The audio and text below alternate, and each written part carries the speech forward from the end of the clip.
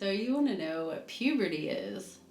Well, you have to start in your brain. There's a little pea-sized gland in your brain called the pituitary gland that's part of the endocrine system. And these are big words to describe how your brain sends hormones out into your body, which you're going to have your whole life, and they're going to move around your body your whole life. But when we talk about puberty, we're actually talking about a time in your life between ages about 8 to 15 for girls and 10 to 16, 17 for boys. And this is a time where you grow in a huge way, in an immense way. And these hormones go all around your body, and they're telling your child's body to grow into the adult version of your body. And to be considered an adult human, it means that a girl would be able to get pregnant and have a baby, and a boy would be able to father a child. So that's the definition of an adult human. So you're going to notice a lot of changes when you go through puberty. And most of them start in your head. So you'll notice some mental changes first. You're going to notice changes with your relationships. Like maybe your parents are really annoying to you. Maybe they're too controlling. Or maybe you just want more freedom. But you're going to start noticing the way you think about your parents changes. And you might notice the way you think about your friends change. You might want different friends. You might start finding yourself attracted to certain friends in a way that feels romantic. Another thing that might change is how you think about and play with your siblings. These are all normal shifts when you go through puberty. And it's just important to note that changes in how you think are a part of this process. It's not just physical. There's also some emotional changes that happen when you go through puberty. For example, your emotions feel bigger. You have much larger emotions. And if you are ever able to step back when you are feeling really big emotions at this time of your life, you can step back and really say, like, I might just be feeling hormonal right now. This situation doesn't normally upset me like this. And if you have the wherewithal to just tell your parents you're having a day where you're feeling big emotions, that could really help them support you. The really, really prominent one, the one that's going to make the biggest shift for you, is how you're going to change physically. So when humans change physically, their bodies grow taller, boys' shoulders get wider, girls' hips get wider, people start to grow facial hair, boys start growing facial hair, boys and girls grow pubic hair, which is considered armpit hair and hair around your private parts. Boys will start having nocturnal emissions and wet dreams, which I'm going to go into way more detail about that later. Girls will start menstruating, which is called having your period, and I'll go into a lot more detail about that later too. Your skin changes. It gets more oily. You might start developing acne. You might have to change how you think about showering and bathing. You get sweatier and stinkier and might want to wear deodorant. And these are shifts that are good to talk about with your family because they can help support you and help you realize how you can take care of your body. There are other changes, like sometimes girls notice discharge coming out of their vagina. That's a new shift. Boys and girls will feel kind of achy. Like sometimes you grow so fast that your body hurts and you are more hungry and you're more tired. And it's so important to just give your body rest and feed yourself and remind your family that you're on this journey. Because the truth is, every single person on earth has to go through puberty. Every adult in your life has gone through puberty, and we all remember what happened, even the ones of us that try to block it out. And we're there for you, and we can totally talk to you about this. And there's no one on earth who could talk to you better about this than your parents. And you can always ask your family, when did they start going through puberty? When did they start noticing changes in their bodies? Or what was a positive experience they had going through puberty? Or what was a really negative experience? It's okay to ask, and I'm sure they'd be really happy to talk to you about it. So these are the changes you're going to notice as you enter into this stage of life called puberty. And every body is unique, so everybody changes at different rates. So it's really important not to compare yourself to other people. But it's very important to understand what's going to happen, because the more you know, the better you can take care of yourself. So you want to know about what happens to a boy's body during puberty. As we've talked about before when we talked about what puberty is, A boy's body will have a pituitary gland, which is the pea-sized gland in your brain that sends out hormones that go all around your body and tell it to grow. And your body's growing into the adult version of itself. So when a boy goes through puberty, a boy's body is going to change in a lot of different ways. They're going to grow taller, but at different rates. And this is really important to remember because I know a lot of boys can compare how tall they are to one another. Every body is so different. So your genes have a lot to do with how tall you get.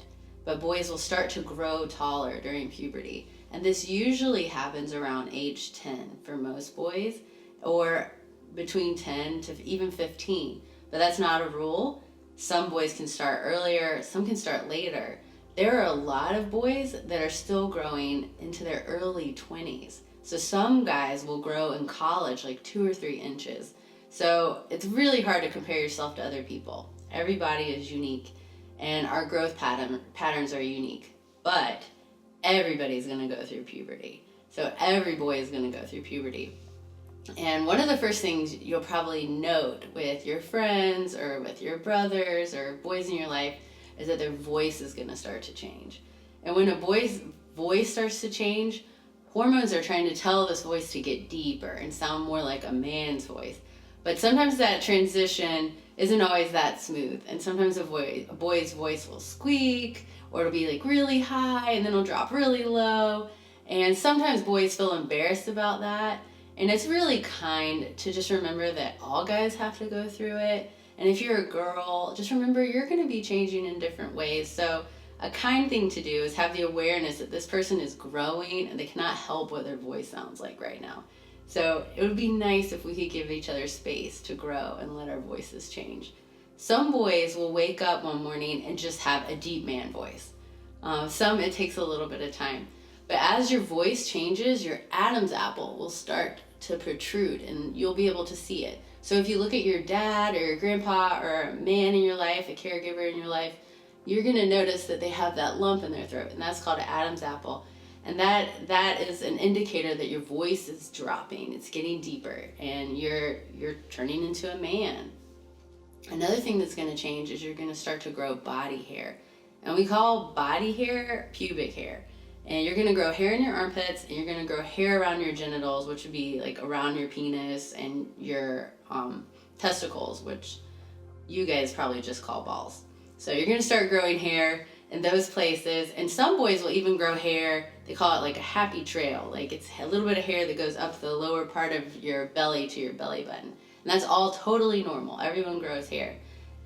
The thing about hair in boys is a lot of boys continue to grow body hair throughout their life. So as you get older, your chest might start to get hair on it, your back. That's a thing that keeps happening for boys and men. So you're going to start to grow body hair. And with all this new hair also comes a new thing that happens, which is sweat, which I'm sure you've sweated before, but this sweat's going to be different. This sweat is stinky sweat. So you're going to start to smell. So when you play really hard, you might notice that your armpits smell bad, or your feet smell horrible when you take your tennis shoes off. This is a completely normal part of puberty, and this is something that's probably going to stick with you a lot of your life. So this is a good time to talk to your parents about changing up your hygiene, which is how you clean your body. You might have to bathe more than you're used to doing. You might have to shampoo more because your skin will get more oily, and that's totally normal. You might develop acne, and that's pimples on your face or your back. And that's something that you can adjust your cleaning habits, drink a lot of water, adjust how you eat. Eating's important. You're going to be growing really fast. So you're going to have these periods of time where you're really, really hungry. So it's important to stay fed and eat nutritious food. Also, you could even get really, really tired when you go through puberty, and you might start noticing that you want to sleep in on the weekends instead of get up early and watch TV or play, and that's normal too. You're not sick, you're just growing. So you're going to grow taller. Sometimes your joints will ache because you're growing so fast. Sometimes it's slower and it won't feel that way at all. But you're also going to grow hair on your face, and you probably have noted this. Usually it starts right here, and you start to get the mustache, and then it'll grow into the beard. And depending on your family or your religious background or your culture, some boys want to shave, some boys don't. And that's something too to talk to your parents about. What are their expectations about your facial hair? How do you want to take care of your facial hair? But that will start to come in. And again, that's different for all boys. Like, not all boys grow the same amount of facial hair. So it's hard to compare yourself to others. And I would encourage you not to do that because you're unique. You're you, and you're growing at a rate that you're growing. Another thing that happens when a boy goes through puberty is you're going to notice that your penis is growing and new things are happening down there. You're going to start to have erections, and you probably already had them way before this point. And an erection is when your penis gets hard and starts to stick up, and that's because a bunch of blood has rushed to it and has enabled it to stand up. And you probably call this a boner or a chubby, but this is called an erection. And when you have an erection, that is a sign that your body's starting to turn into a man body. And that also means that pretty soon your sperm is going to start to mature. And your testicles, which you probably call your balls, are holding sperm inside them. It held semen and sperm is the male sex cell. And this is the thing that could make a girl pregnant. Like, this is the most important cell that we're talking about in puberty. And when your sperm matures, when you go to sleep at night, and this is totally not something you can control and not something you could even think about and control, you'll start to notice that every now and then you'll wake up and it'll feel like you maybe wet the bed, or like your underwear is wet, or your sheets are a little bit wet. You didn't wet the bed. You probably had a wet dream. And this is called a nocturnal emission. And you probably remember this word from science. Nocturnal means nighttime. So this usually happens when you're sleeping. So when you have a nocturnal emission, you've had an erection, and while you're sleeping, your penis has ejaculated, which means like shoots out some semen. And in the semen is sperm. And this is your body's way of preparing you to be able to mate, to be able to father a child someday. And it's making sure that your sex organs are working. Because you got to remember, the whole point of puberty is for you to become a sexually mature male, a sexually mature man. So wet dreams are something that happen to all men. All boys go through it, and all women know about it. So don't worry. You can talk to your parents about it. You can let your mom know. She totally understands. This doesn't have to be weird. It's a completely normal thing. And we all understand that you could not control that. Something else that might happen as you go through puberty, when you see something or someone that you like, that you feel attracted to, or something kind of interesting happens that feels like new, like arousing, you could also have an erection that you didn't mean to have, which is like a boner that happened in the middle of class. And that's usually beyond your control, and that's also totally normal. And while I know it seems inconvenient and not exactly what you want to happen, it's totally normal. And girls, if you're watching this, it's really kind to not make fun of people that this happens to, because it's involuntary. They can't help it. These are things that are happening in your body that are important, that are a part of the journey, and you just have to remember everybody's going through it together, and every adult has gone through it already. So you're not alone, and this is how your body's going to transition and change. As we talked about in the last video, you probably noticed some changes in relationships, that you might be attracted to people that you want to maybe date, or you think of them more romantically, or you might start feeling pushback with your parents, or your siblings might feel really annoying right now. Things that you hadn't experienced before are starting to happen in this time because you're changing, you're growing, the way you think is changing, and you probably want more social time with your friends, and that might be more important to you than family time. And that will probably be new for you and your family. So continue to talk to your family about how you're feeling and how you're changing is a great way to keep them on board with how you're growing and how they can support you and understand you as you go through this journey. And it will remind them of how they felt when they went through it. So this is how your body's going to change if you're a boy during puberty. And I hope you'll ask your parents what they remember about going through puberty as a boy, or if they ever had a wet dream, or what did they wish that someone had told them about puberty as a boy. Those would be good conversation starters to just get your parents remembering what it was like.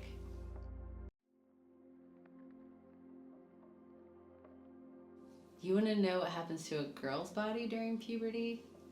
Well, again, it starts in your brain with that pea-sized pituitary gland that sends out hormones all over your body and tells your body to grow into the adult version of a woman, which simply means your body is becoming reproductively mature, which means you are able to get pregnant and have a baby. This happens at different times for different people, but typically a girl will start puberty between the ages of 8 and 12 or 8 and 13, but that's not a rule. Some girls start earlier, some girls start later. It really is a wide window, and girls grow at different rates within that time. So it's important not to compare yourself to other people because every body is unique. Everybody comes from a different gene pool that grows at a different rate. So it's important to remember your growth time is your growth time. So when you go through puberty, during this time, you're going to notice some changes happening in your body. Some are really obvious, like the physical changes. You're going to grow taller. And again, this is at different rates. Some girls grow suddenly, really fast, and get really tall. Some girls grow gradually.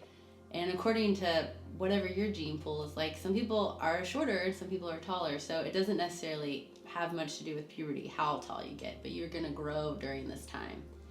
And while you see boys getting wider shoulders and more muscles up top, girls are going to start to get wider hips. And the reason for this is your body's preparing itself so that if you had a child someday, you could push them through your hips because they're going to come out of your body through your vagina. So wider hips would definitely help that process. So your hips are going to get a little wider, and you're going to notice that you have a curvier look. You're not just straight on the sides anymore. You're also going to notice that you're going to grow breasts, or you probably call them boobs. And when your breasts grow or your boobs grow, they might get a little sore, they might swell a little bit, and then they'll start to grow. And boobs are as unique as people, so they grow at different times too. Sometimes one boob grows before the other boob, sometimes they end up different sizes. Some girls grow huge breasts, some have small breasts. Like, everybody's boobs are unique, so that's just unique to your gene pool too. And if you're curious what your breasts might look like and you're able to look at people in your family, that might give you some idea, but that's still not a strong indicator of what your body's going to do. But it might give you some ideas. Just so you know, and I've had this question before, when your breasts grow, they do not have milk in them. You will not have milk in your boobs till after you have a baby and you're ready to nurse them. And that's not even guaranteed for everybody. So don't worry, you're not just gonna be walking around with milk boobs. You're just growing. So as you grow breasts, depending on where you live or what culture you're a part of, it's typical for girls to want to start wearing a bra, and it might be a good time to talk to your parents about changing how you dress or just finding things that are more comfortable for your body that's growing breasts in this way. Especially if you play sports and you're really active, you might want to explore getting a bra like earlier rather than later. Another way that you're going to grow and change is your skin is going to get more oily, so your hair might get a little oilier. You might develop acne on your face, which is pimples, and this all comes back to hygiene too. Your body's just producing a lot more oil because you're growing faster, and you might need to shower more, or you're also going to notice that you get more sweaty when you're active, and that sweat can be really stinky, and you might hear this word called body odor or BO, and this is a good time to talk to your parents about deodorant and wearing that every day. So those are some pretty big changes. The ones that a lot of girls are surprised about are the ones involving hair. You're going to grow hair in your armpits and in your pubic area. And when I say the word pubic area, I'm talking about your private parts, like everything between your legs. And the actual name for all of that is not vagina. People always say it's your vagina. It's your vulva. Everything between your legs is called your vulva, and you're going to grow hair in that whole area. And that's called your pubic hair. So don't be surprised when that happens. And in some cultures, women shave their armpits and some they don't. In some families, that's an expectation or not. That's up to you to talk to your family about. And that's a good thing to talk about. Like, how do you want to take care of your body hair? How do you want to shower or wear deodorant? Like, how do you want to change your hygiene as you go through puberty? Another big physical change that happens when you go through puberty is one that I'm going to get into a lot of detail in the next video. but your body's going to start menstruating. And when you menstruate, this is when you start your period. And people always call menstruation your period, but your period's really just a small part of a cycle. And it's a month-long cycle that your body's going to get into, where every month your body's preparing to release an egg into your uterus so that you could possibly get pregnant. Because remember, the whole point of puberty is that you're growing into an adult version of yourself, which can be sexually mature. And that doesn't mean you need to get pregnant or you should get pregnant. It just means your body is making sure that you could and that you're healthy and you're growing. So when you start your menstrual cycle, you're going to start releasing an egg each month. And if that egg is not fertilized, then your body needs to get rid of that egg. And that's when you have your period. And that's when you shed the lining of your uterus and it will come out of your vagina over maybe a week's time. And this is different for everybody too. Some people's periods are 2 days, some people's are 10 days. It's just really different for everyone. But when you have your period, you bleed for about a week. And in my next video, I'm going to talk about how to take care of that, why that is happening, how that is happening, and you can explore that even more deeply. But don't be surprised if you notice some blood in your underwear, or when you wake up in the morning and there's some in your bed. Your parents know this is going to happen to you. All adults have gone through this. All women have started their period at some point that have healthy lifestyles, and that's been a part of their journey. You can talk to them about it, and they are probably prepared for this to happen and know how they'll want to respond to you. So don't be afraid to talk to your family about it. And as you go through puberty, you're not just going to have big physical shifts, you're also going to have emotional shifts that you're going to note. And a lot of times girls who are in their menstrual cycle and might be starting their period will notice that they have really heightened emotions. And a lot of times those emotions are more sad or frustrated or angry. And those emotions feel really, really big. And it's usually right before you start your period or kind of during the time of the month where you are bleeding. And this is called premenstrual syndrome. This is called PMS. And this is a totally normal thing. You are not going crazy. You are feeling what you feel. But if you are able to step back and recognize that this could be a really hormonal feeling that you're having, you can remind yourself that it's not as upsetting as it feels. And you can tell your family that you're feeling pretty hormonal, and maybe they could give you some space or some support. And I'm sure they'd be really grateful to know that that's what you're going through and that's how you're feeling, and everyone can support each other better. And also your parents can remember what that was like. So while you're talking to your parents, you might notice that your relationship with them is changing. Maybe you want to spend more time with them as an adult. Maybe you think they're holding you back somehow. Whatever it is, that this is a normal shift too. You start to feel a little different about your parents. You'll feel a little different about your siblings. And your friendships might even change. You might outgrow certain friendships. But a big change in your relationships is going to look more like attraction. You're going to start noticing people that you find attractive in like a romantic way, like a I want to date you kind of way. And that's okay too. That's a normal part of puberty because you have hormones telling you that you're interested in finding a mate. That's a part of becoming a sexually mature adult. So as you go through puberty and as you start noticing these changes in your body, don't be afraid. This is totally normal. These are changes that are going to help you become the woman you're going to be. And guys, if you're watching this, there are always going to be women in your life, and it's really, really good to know what's happening in their body so you can be a supportive and kind person in their lives. We'll talk more about this in the menstruation video, but I have a lot of tips on how you can be supportive friends and family during a girl's period. But for the moment, girls, think about asking your parents or your mom or a woman in your life when she started her period and what that was like, or what she wished someone would have told her about that, or maybe a time someone was really, really kind to someone who started their period unexpectedly. It would be really cool to hear stories like that, and a great time to just open up communication with where you're at and where your parent remembers about this experience. So you want to know what a period is. A period is something that happens to girls when they go through puberty, and it's actually just a small part of the menstrual cycle.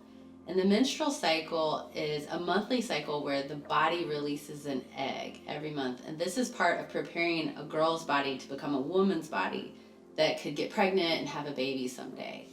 And every girl is born with all the eggs they'll ever have. And eggs are stored in these little ovaries on either side of the uterus. And the ovaries are connected to the uterus through fallopian tubes. So the uterus is like an upside down pear-shaped organ right about at the base of your abdomen. And your ovaries hold all the eggs you'll ever have in your whole life. And every month, and because of your pituitary gland releasing hormones, every month an egg is released from the ovaries and it'll come down the fallopian tube into the uterus, which is also known as the womb. And once it reaches the uterus has been preparing all month, building up this tissue and this lining. When I say tissue, I'm not talking about like Kleenex. I'm talking about like bodily tissues. It kind of looks like blood and blood vessels. And ultimately, it's forming kind of like a nest for this teeny little microscopic egg that you can't see. It's really small. And when this egg gets to the uterus, if it has not had the chance of being fertilized, then the egg is no longer useful to the body. Neither is all the lining and the tissue. So what happens next is the uterus starts to contract and it starts to push out all that lining that wasn't used and all that tissue that wasn't used and the egg that wasn't used. And that's when you have your period. So when the egg is coming out of the ovary into the uterus, that's about 24 to 48 hours typically, and that's called ovulation. And that's the most fertile time of the menstrual cycle. So if someone was trying to get pregnant, that would be the time to do it. And when the egg reaches the uterus, this starts the time of having your period. And periods, they start at different times for different girls. Some girls start their period really young, like 8 or 9. Some girls start much later, like 16 or 17. Some can start earlier or later than that, but that's typical. That's somewhere in that range. Usually it's around age 12. And a period is different for everybody. And that's a theme you're going to hear through this whole puberty talk. When you start your period, sometimes periods last 2 days. Some of them could last 10 days.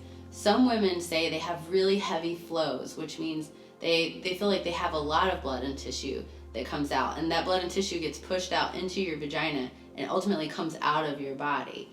Some people say they have really light flows. So periods really differ. Some women feel really intense cramps. Some don't feel any cramps at all.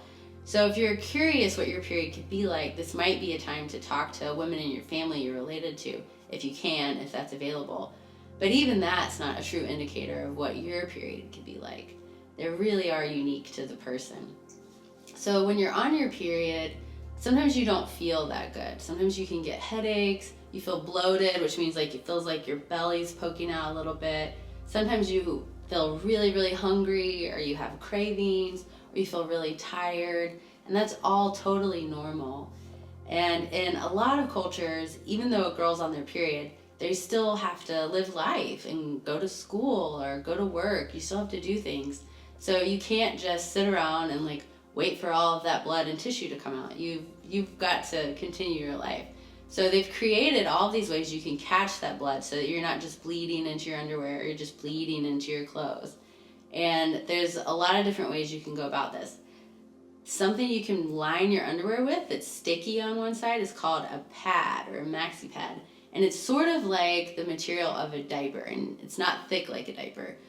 But you just put it in your underwear, it sticks, and it catches the blood, and you can take it out in like 4 to 8 hours, sometimes earlier than that, and you throw it in the trash. You don't flush it. Another thing you could do is use a tampon. And tampons are like a long little stick, and inside of it is a cotton wad with a string. And when you insert a tampon, you literally stick the applicator into your vagina, you push the end of it, and it will push this cotton wad into your vagina where it will stay. And again, it's about 4 to 8 hours. Don't leave those in too long. And then the string hangs down so you can pull it out when it's full of blood. And a lot of people really doubt how much a tampon can hold in terms of fluid. It can hold a lot. And it can really absorb a lot of fluid. So don't worry, it's going to do the job. And you just throw it in the trash. Do not flush it down the toilet. Another way that you could catch period blood is with a menstrual cup, which is a silicone cup that you can squeeze and insert into your vagina, and it will kind of suction to your cervix, and it will catch all the blood like a cup. But then when you want to pull it out, you have to pull it out carefully, dump it out, and clean it, and then reinsert it. And another thing that's new technology that seems pretty cool is menstrual underwear. And this is underwear you can wear that literally absorbs your period blood throughout the day, and you can just wash it and reuse it. So there's a lot of different ways that you can go about your day, be on your period, and not feel like you're just like bleeding into your pants.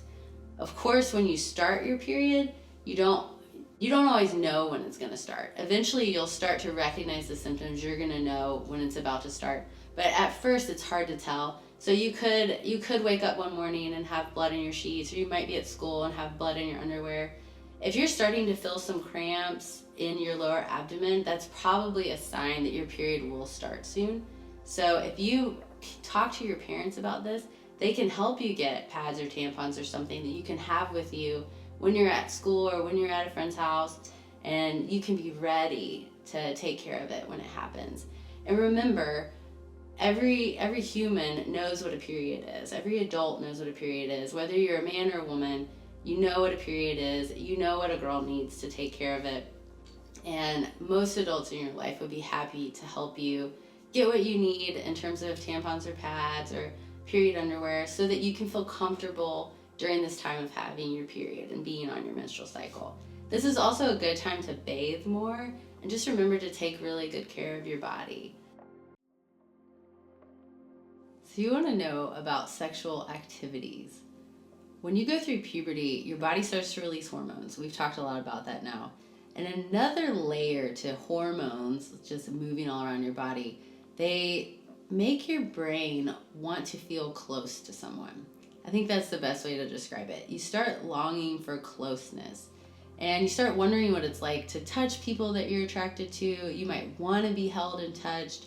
This is a time also when you start to realize if you touch your penis or you touch your vagina, you might notice that that feels good. And this is the kind of exciting and tricky part about sexuality, is that humans like it. We were actually made to want to have sex, to want to feel closeness to someone, that sex feels good when we do it, because our bodies need us to reproduce. Like, our survival as a species needs us to make babies. So it's got to feel good, or why would we ever do it? It's kind of a strange thing if you really think about it.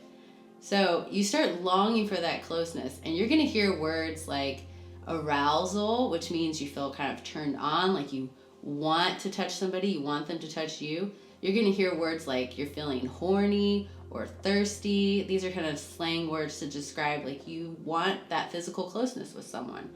And probably you're wanting that because you've realized that you can have like an orgasm. An orgasm is the pleasurable feeling that comes with having intercourse.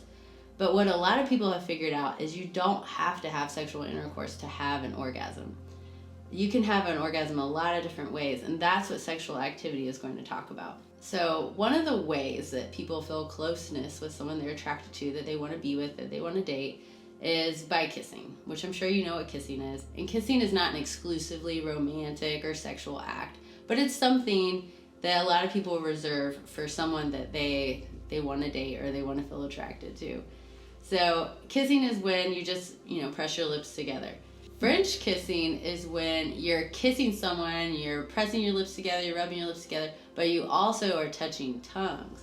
And this quickly can lead into making out. And making out is when you're kissing and French kissing and touching each other over the clothes usually. And when you're touching over the clothes, there's this like old school word that is called petting. And I don't really like this word, but you're petting, which means you're touching each other's private areas, but it's probably over the clothes.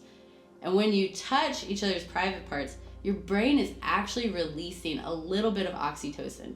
And oxytocin is an attachment hormone. So it's making you feel attached to this person. It's making you feel close to them.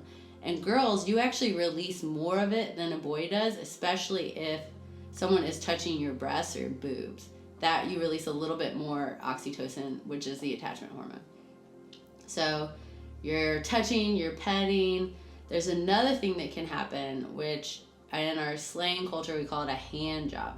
So that's when someone could use the word masturbation. When you touch yourself and give yourself an orgasm, that like rubbing or touching your penis or rubbing and touching your vulva, which we've talked about before is all your private parts in between your legs, that can give you an orgasm, which would be called masturbation. But masturbation is also something you can do to someone else. So if you are rubbing or touching someone else's penis till they have an erection and they ejaculate semen, that's called an orgasm, and that's called masturbating. The same thing can happen for girls if you're rubbing and touching their vagina, which ultimately you're touching their clitoris, which is a bundle of nerves with like 1,000 nerve endings at the base of the pelvis.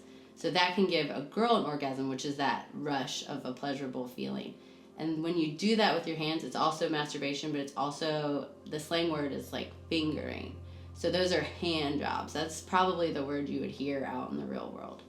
So that's another way that people feel closeness, and that's considered a sexual activity. Another thing that people do is it's kind of umbrellaed as oral sex. And oral sex is when you give someone an orgasm using your mouth. So if you were to have oral sex, which is also called fellatio, that's the fancy word, that's giving a guy what you would call a blowjob.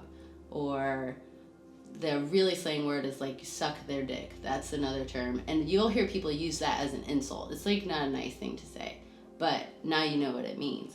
So that's oral sex, and that's giving a man an orgasm using your mouth. Oral sex can also be done to a woman, and it's called, the fancy term is cunnilingus. No, I don't think anyone uses these things, but that's what they're called. And cunnilingus is like going down on a girl or eating a girl out, like that. Those are different words for using your mouth to give a girl an orgasm. So that's oral sex. Another kind of sexual activity is called anal sex, and you're probably already guessing what this means. Anal, anus, that is your butt. So we're talking about like giving someone pleasure by penetrating their butthole. That's the anus. That's called anal sex. These are all different ways that humans sometimes engage in physical closeness and activity with one another. And all of them do make you feel close. A lot of them, anytime you have an orgasm, you're releasing dopamine, which is a chemical that makes you feel really happy. And that's something that is wonderful for our bodies, but also can feel addictive. So it's important to be really intentional when and where and who you engage in these activities with, because they do come with risks. And I'll talk more about what the risks are in another video, but for now I just want to define what all these sexual activities are. So these are all the ways you can feel closeness with someone, and I hope that that gives you a better idea as to what all of these things are, because you're going to hear them. The main thing to remember about these sexual activities is that none of these things will get a girl pregnant. All of these things are typically called hookups. So anything that's not kissing, anything that's oral sex, anal sex, hand jobs, those that's hooking up. That's what that is. And a lot of people prefer those ways of feeling closeness with someone because it doesn't necessarily risk a pregnancy. You probably won't get pregnant doing one of these things. And as you grow and as you enter into relationships and you think about wanting to engage in some of these activities or not, I want you to remember that you never have to do any of this stuff if you don't want to. And if you don't want to do something like this, you should not do it. And if someone's trying to make you do it, that's not okay. Like, that's stepping into something we're going to talk about in risky behaviors that's actually a crime. So having consent is a really important part of engaging in sexual activities with another person. You both need to say, yes, I want to do this. And that's how to have a healthy interaction where everyone's on board. As you explore sexual activities and what feels comfortable for you, and as you enter into relationships with other people, I think it's really important to have these conversations with your parents or your caregivers about their expectations around sexual activity. What do they think is an appropriate sexual activity on a date? Or how old should you be when you explore some of these things? it would be really valuable to find out how your parents feel about this, and just engage them in this conversation so that they can tell you what they might be fearful of. You could ask them, what are you afraid of me trying any of these things? It's really important just to see where they're coming from. And remember, they have been there. They have had to encounter all of these things at some point, and they will have an opinion, and they will have hopes for you. So it's important to just hear them out and to start the conversation now.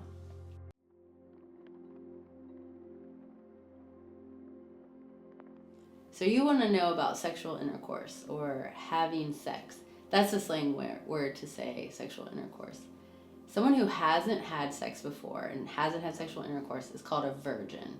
So you've heard that word before, I'm sure, but that's simply all it means. When people want to have sex, we're typically describing an encounter between a man and a woman, because sexual intercourse has been created to make a baby. And as we've talked about in previous videos, you don't necessarily have sex every time to try and have a baby. People like to have sex because it feels good and you feel close to someone, and it releases dopamine and oxytocin, which makes you feel attached and happy. So there's a lot of benefits to humans for having sex. We like to do it because it feels really good, and it's a nice part of a relationship that's healthy and committed. But when people have sexual intercourse, typically they will start by experiencing something called foreplay. And foreplay is all the stuff we talked about in sexual activities. It's kissing, it's touching, it's touching each other on private areas, on your genitals, on your penis, on your vagina. And when you do this gets your body aroused, and your brain is telling your body you want to have sex, you want to mate, you want to have sexual intercourse. And you know that your body is getting ready for this because a man will have an erection, which is their blood will rush to their penis and it will get hard and stiff. And a woman's vagina will start to get the slang word is wet, but it starts to lubricate itself with kind of the slippery sort of mucus-like fluid. And these two things are really important for sexual intercourse, because without them, it would be really hard to do it, because a penis has to be hard and stiff in order to go into the vagina. And the vagina needs to be wet and lubricated for the penis to slide in. And once this happens, once the penis is in the vagina, the couple will kind of move back and forth so that the penis is rubbing back and forth. And during this time, sometimes it takes a long time, sometimes it takes a really short time. During this time, the couple will, hopefully it will feel good, and the man will ejaculate, which is when semen shoots out of the penis. And the semen is what holds all the sperm, which is the male sex cell. Meanwhile, the woman hopefully will have an orgasm, which is where her clitoris has been stimulated and she has this rush of pleasure. Some pros of having intercourse, we've talked about a little bit before. You feel really close to someone. Oxytocin is being released from your brain into your body that's telling you to attach. And the attachment hormone does make you feel a sense of love with someone. So it's making you feel close. It's making you feel happy because you're releasing all this dopamine. Your body feels good. You're feeling attached, close, feels good. And if you want to have a baby, there's a chance you could create the miracle of life. You could have a baby. Some cons to having intercourse: if you were not ready to do it and you did it, or you were in a situation that was stressful or painful or harmful, or you felt like the person you're with was not listening to you, that could be really traumatic, and that can really reshape your brain and how you think about sexuality and how you think about relationships moving forward. Having intercourse when you're not ready also can be painful, which again will reshape how you think about it. Another risk associated with intercourse is that you could get diseases. There are sexually transmitted diseases and infections that most of them you get for life, and many of them have painful symptoms. So I'm going to talk more about sexual risks in our next video, but these are risks of having sex, especially if you're not in a relationship where you know the other person really well and you feel really safe and comfortable with them. So you are exposing your body and really your mind to this whole new experience, and that should be respected, and that should be special and thoughtful and intentional in a lot of ways. So those are some things to consider. Also, Sex is designed to make you feel attached and close to someone. So if you are having intercourse with someone you don't want to be attached to, you should really think about that, because it really can change the chemistry of how you think about that person. So as you go on this journey and you start dating and you start feeling like you want to have sex with someone, this would be a great time to talk to your parents and find out what their thoughts are on sexual activities. When do they think it's a good age to have sex? What is a good circumstance to do it? Find out what their thoughts are. Do they have hopes for your sex life? What do those look like? What are their fears? These are conversations you can have with your parents, and I'm gonna guess that probably no one on earth cares more about your sex life than your parents do. So it's gonna be okay to talk to them and just find out openly, like, where are they at with it? So you want to know where babies come from. When people have sexual intercourse, once the penis is in the vagina, the couple will kind of move back and forth so that the penis is rubbing back and forth. And during this time, sometimes it takes a long time, sometimes it takes a really short time. During this time, the couple will, hopefully it will feel good, and the man will ejaculate, which is when semen shoots out of the penis. And the semen is what holds all the sperm, which is the male sex cell.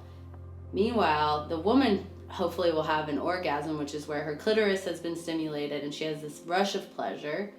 And after this happens, if the woman has been ovulating, you might remember from the menstruation video, if she's ovulating, an egg has been released from her ovaries, down her fallopian tube, into her uterus, then there's an egg ready to go. And all of the sperm and the semen that's now in her vagina is going to swim as fast as it can into her uterus, trying to get to that egg. And that sperm wants to get there quick. It doesn't have a super long life. And there are two kinds of sperm. There are X sperm and Y sperm. All eggs are X's, which is a female sex cell. And sperms can be both. So they can be Y, which is male, or X, which is female. So if an X sperm makes it to the egg first, it'll break through the sheath, it'll get inside, and that's gonna be a girl. If a Y sperm gets there first, it's going to be a boy baby. Once an egg has been fertilized, it's going to implant itself into the uterine wall, which typically that's what's being shed during your period. But since the person was ovulating, then that egg has been fertilized. And when that egg is fertilized, it's embedded in the uterine wall. It's going to start to grow, and it's called a zygote. And that zygote will start splitting into cells, and it'll split and split and split and split until it has enough cells to form an embryo. And an embryo is like the beginning of a human life. And it kind of looks like a little shrimp gummy bear.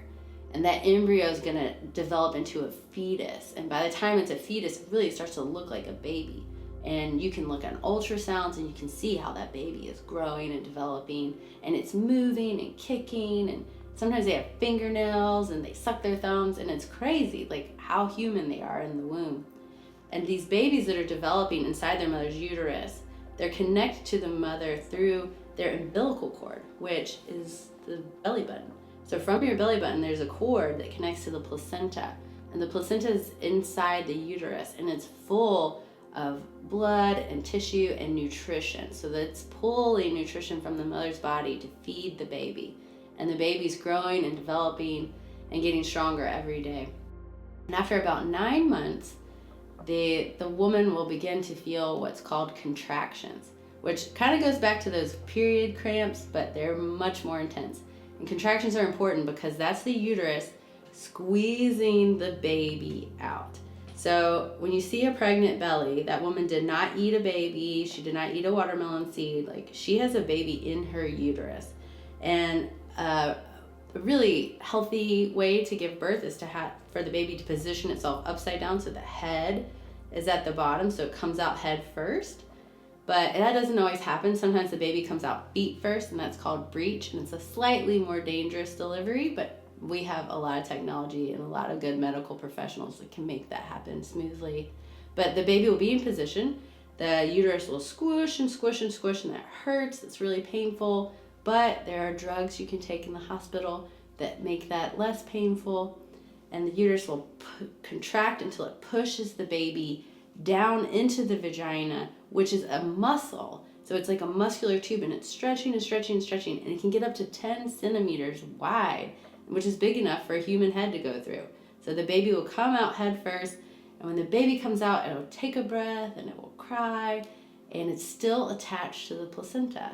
So the woman has to give birth to the placenta, and when the placenta comes out, all the blood and nutrition left in the placenta will go through the umbilical cord to the baby, and then sometimes the dad will cut the cord, or a family member will cut the cord, and they'll tie it up in this little bow kind of on the belly, and eventually that will dry up and fall off, and that's how you get a belly button.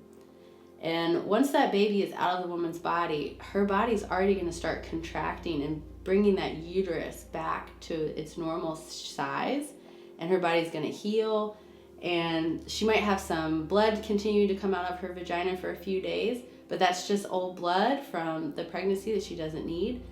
And her body's going to start making colostrum, and colostrum comes out through your breast, through your boobs, and it's what they call liquid gold. And liquid gold, it's a really wonderful nutrition that a baby can nurse on, and it'll keep them full and healthy and boost their immunity for several days. And when this happens, milk will come in, and when milk comes in, the baby is able to nurse, and the baby comes out having a lot of reflexes like being able to suck. So a baby can nurse, but not all women are able to produce milk, and that's okay. That happens plenty. And if that happens, there are a lot of supplements, and there are also women that donate their breast milk so that a baby can still have breast milk. So you can still feed your baby. It's not a problem. And that is how a baby comes into the world. There are a few details, though, that are interesting. Not all babies come from sexual intercourse. Some come from in vitro fertilization, which is when a doctor can take an egg from a woman and a sperm from a man and fertilize that egg and then implant the egg back in a woman's body. So sometimes people experience something called infertility, where they're unable to get pregnant for different reasons, or sometimes they're just not able to get pregnant because they don't have a partner, or their partner's not a man, so they'll use in vitro fertilization to have the baby. Another interesting thing that happens when an egg is fertilized, sometimes it will split into two, and that's how you get identical twins. And sometimes a woman's body will release two eggs and they'll both get fertilized, and that's how you get fraternal twins. So identical twins look exactly alike because the egg has split, it's the same egg, but fraternal twins, it's two different eggs. So that's why they don't look alike, but they were born at the same time. And it's the same idea with triplets. When a pregnancy ends suddenly and unintentionally, that is called a miscarriage. So if you ever hear that word, that's when a woman has lost a pregnancy that she wanted to have. And sometimes miscarriages can happen very early in the pregnancy, and the baby is so small it still looks like a cell. And sometimes it can happen really late in the pregnancy. And sometimes a woman could give birth to a baby that's died, and that's called a stillbirth. And these are really hard experiences for someone to go through, but that's called a miscarriage. When a pregnancy has been ended on purpose, that is called an abortion. And these are some words you've probably heard, and I just want you to know what they mean. So, as you now know what pregnancy is and where a baby comes from and how it comes out of your body, you now know it does not come out of your belly button. And you now know that a woman did not eat a baby. And most importantly, a woman does not poop a baby out. They come out of her vagina, and it's a really miraculous, amazing process. And it is painful. You may have heard that, and that's important also to know. But look at all the people that have gone through it and have survived, and this has been good.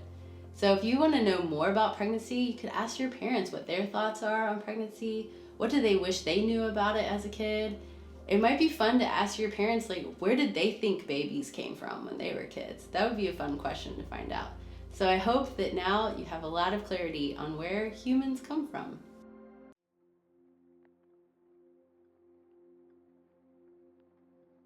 So you want to know about the risks of sexual activities. We can talk about that. The way I like to begin is kids always ask me, when's the best age to start doing any of this stuff? To start kissing, to start having sex, to start dating. And that's not really for me to answer. That's just something that's wonderful for you to talk about with your family, because every family is different and the hopes and dreams for each kid is different. But what I can tell you is that we know that the human brain is not fully developed until your mid-20s. Some studies say age 26, some say 30. So that is a long time before the brain's fully developed. And this is tricky too. The last part of the brain to be fully developed is the one that controls impulses, which means understanding the consequences of the decisions that you make. So this is an important detail. So as humans grow into adults, so many of us make some of the most important decisions of our lives about relationships, marriages, jobs, works, houses, children, all before our brains are fully developed. And I'm not saying don't make those decisions. I'm saying be aware that as you grow, you're going to change and you're going to have more clarity and awareness in your mind and more understanding of the consequences of the decisions you've made as you enter into your 20s and 30s. So that might influence the decisions you want to make as a teenager and whether or not they're going to be the best, most healthy decisions you want to make for yourself. When we talk about sexuality, it's really important to talk about consent. And you've probably heard this word on the news or in media. Consent is a really important part of sexuality because this is what keeps it healthy, keeps it safe. When you participate in some kind of sexual activity with someone, you need to say, yes, I want to do this. And so does that person. Don't ever force someone to do something they don't want to do. And don't ever let someone force you to do something you don't want to do. And if that should happen to you, that is a crime. That is a sexual abuse. And if someone forces you to have intercourse, that is called rape. That is when someone has sex with you against your will and you are saying no and you do not want it. And these are crimes. These are terrible crimes that create a lot of pain and trauma for the recipient. And I hope that we're raising up a generation that has this awareness and has more respect for people's bodies. This is an important thing to think about. So as you grow into relationships, technology starts to get brought into the situation. You're going to be exposed to people that are sexting, which is when you send pictures of your body parts or like your penis or your vagina or your breasts to somebody. You do Snapchats, however you do it. This is sending images of your sexual body to other people. I know a lot of kids and a lot of adults think this is not a big deal, but just remember that you're exposing your body to another person who then has that photo. And once something is online or uploaded or in someone's phone, you have relinquished control over where that image goes. So that image could show up somewhere you don't want it to be. That person could show that picture to someone you don't want to see it. And that's important to realize that when you engage in sexual activity, you are exposing your body in these new ways. And it's as literal as exposing your naked body to someone in the same room, but exposing your naked body through technology is something you cannot take back. And you really, really need to think about that before you send images of yourself out into the world, especially because there are a lot of sexual predators online and in person. In some of the chat rooms or the chats or the conversations or the videos that you might like and the communities online you might like, not everybody in those spaces is who they say they are. And it's really hard to prove that you're in a room full of teenagers or you're in a chat room full of kids that are your friends. Sexual predators groom you. They talk to you like a friend. They build trust with you because they want to have sex with you or get pictures of you naked or get you away from your parents so that they can exploit you in these ways. And it's really important to discern that and to not give out personal information online, even if you think this is a close friend, this is someone that you know. You can never be sure that's who's on the other side of that conversation. And it's really, really important to protect yourself, even in an online world where it feels like there's a lot of anonymity. But you are still just as at risk as if you were at the playground and there's a sexual predator talking to you there. And in the same sense, in real time, there are adults out in the world that do prey on children, which means they do want to try and build a relationship with you and get you to do sexual things with them or with other kids or to take pictures of you. And that is called a sexual predator. And this is a crime. This is a terrible crime. And we want to protect kids from having those kinds of experiences. So it's good to know and have that awareness, and talk to your parents always about adults that want you to keep secrets from them, or like give you a lot of treats and like to bring you off by yourself. And if an adult ever touches you in a sexual way, touches your privates, touches your breasts, makes you feel really uncomfortable, or wants to take pictures of you in a way that makes you feel uncomfortable, listen to your gut. Your body knows before your mind a lot of the time. If you feel uncomfortable and unsafe with someone, or you feel like they're trying to get you to do something you don't want to do, please tell your parents. Tell them right away. Always include your parents in these conversations. They are going to protect you, and they want to protect you, and they want what's best for you. And if an adult ever asks you to keep a secret from your parents, that is a really bad sign. That is a cue that this could be a dangerous relationship. So please tell your parents right away. These are important things to know as you move into the world and start learning more about how sexuality has a dark side. Another part of this dark side is pornography, and I'm sure you've encountered it, or you will. Pornography is when people do sexual things, sexual acts, have sex on film, which means a video, or on camera, like there's photos, and you can look at them. It's really easy to find this stuff. And looking at pornography is really tricky, because when you look at it, the same parts of your brain activate as if you were having sex. And a lot of people will masturbate while they look at it, because it is arousing, because it's telling your body that this is sexual and it's interesting to you. So if you combine looking at an image with an orgasm that you're giving yourself, you're releasing dopamine and oxytocin, which is telling you this made you happy and you feel attached to it, which is rewiring your brain to experience sexuality by looking at images instead of like touching another person in the room with you. And a lot of people are coming forward nowadays saying that they can no longer become aroused with their partners, with their girlfriends, with their wives, with their husbands, because their brains have been reshaped by this continuous pattern of having an orgasm, releasing dopamine, looking at a pornographic image. So it comes with a lot of risk to look at that.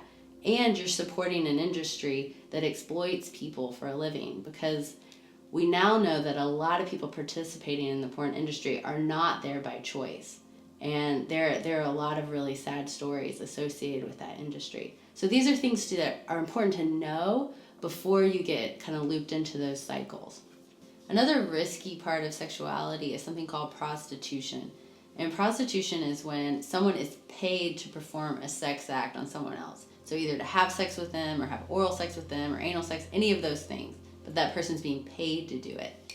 And this is considered part of the risky sexual behaviors, because you can get diseases when you have sex with people, especially people you don't know well, and people whose history you don't know. And sexually transmitted diseases, or STDs, are also known as STIs, sexually transmitted infections. And a lot of these you have for life. They're not curable. They have some treatments that make them less terrible, but they're not curable. And you've probably heard some of these names, like herpes, gonorrhea, chlamydia, syphilis. A lot of these STDs, they're transmitted through sexual fluids, like semen, like vaginal lubrication, like saliva, like blood. And when you have sex with someone who has one, you can contract it, and then you will always have it. And some of these STDs, they're painful. They create a lot of physical problems. You could get warts on your genitals. You could pee blood. You could have really painful sex. You could get all kinds of like breakouts and discharge that's painful. But some of them can be passed from mother to baby when a mother gives birth to a baby. So a baby can just be born with them. So that's a huge risk, and that affects another person. Also, they can be passed to new sexual partners. So STDs are a risky part of sexual activity, and you don't just get them from having sex with a prostitute. People get them all the time just from having sex with someone they know at school. So they can get passed around really easily. And there's one sexually transmitted disease that's pretty well known that you've probably heard of, called HIV/AIDS. And this one used to be a death sentence. There are a lot of great drugs now that can extend someone's life and prevent that from turning to AIDS. But when someone has that, their immune system gets really, really compromised, and they can no longer fight off illnesses and disease, and it would eventually kill them. So that, like I said, that used to be a really, really scary death sentence for someone, and now there is a lot more treatment available. It's not the end. But these are things that, if you had a choice, wouldn't you want to avoid them? So sexually transmitted diseases are a risk of having sexual contact with people. So what are some ways you can protect yourself as you enter into this new sexual version of who you are? One thing you could do is really get to know your sexual partners and be really intentional with your relationships and really know the people that you're going to be physical with. That's important. If you don't want an unwanted pregnancy, like you're not trying to have a baby, there are things that you can do to try and prevent that. They are not 100% effective, but they are there for that purpose. And all these things are called contraceptives, contraception. And one of those things is a condom. You've probably heard of that. It's kind of like a rubber balloon you can put on a penis, and it catches semen so that sperm doesn't enter a woman's body. The cool thing about a condom is it also can help prevent the spread of disease too. So that's another way that you can try and not get pregnant and also not get an STD. They are not 100% effective. Condoms can rip and tear and break, and sometimes people don't use them right, but it's there. It's something that can help. Another thing that women use to try and prevent pregnancy is birth control pills. And these pills, they control your ovulation cycle so that you're not releasing an egg, so that you're not going to get pregnant if you have intercourse. Another thing people use is spermicide, which is something you can spray into your vagina, which will kill sperm.